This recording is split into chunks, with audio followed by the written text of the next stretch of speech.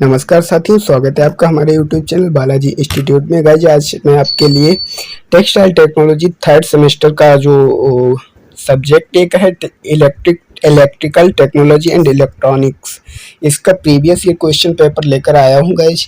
तो देखिए इसका ध्यान से व्यू करिएगा और ये क्वेश्चन पेपर मैं टेलीग्राम चैनल पर अपलोड कर दूंगा, वहाँ से आप इसे डाउनलोड कर सकते हो। क्वेश्चन सॉल्व करने का आप प्रयास करिएगा, ठीक है। तो एक बार इसे देख लीजिएगा कैसे क्वेश्चन पेपर आता है। इसमें देखिए पहला क्वेश्चन हमारा है,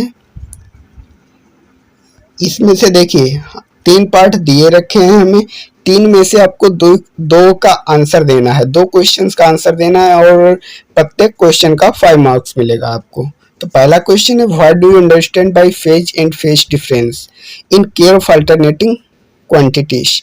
आपको फेज और फेज डिफरेंस में क्या वो है तो आपको बताना है।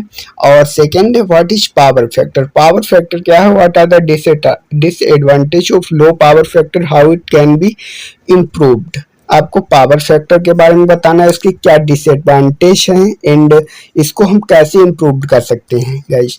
सी पार्ट है हमारा, what is a 3 phase system, explain the star and delta method of connection of 3 phase system.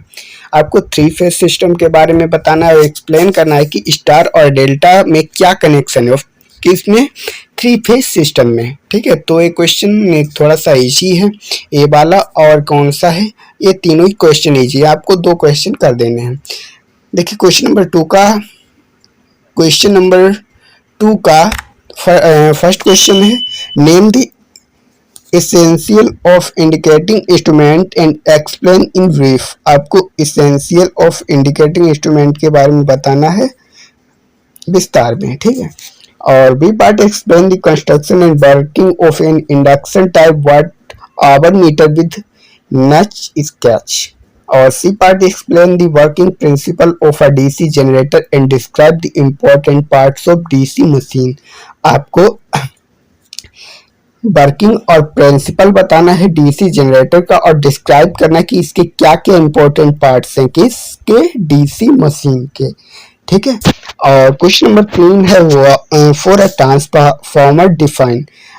Transformer में आपको डिफाइन करना है ट्रांसफार्मर में कि ट्रांसफॉर्मेशन रेशियो इसका और इफिशियंसी एंड वोल्टेज रेगुलेशन। और बी पार्ट है, इसमें कैलकुलेशन दी गई है कि a single phase 5 hertz transformer has 80 turns on a primary winding and 280 turn on the secondary winding.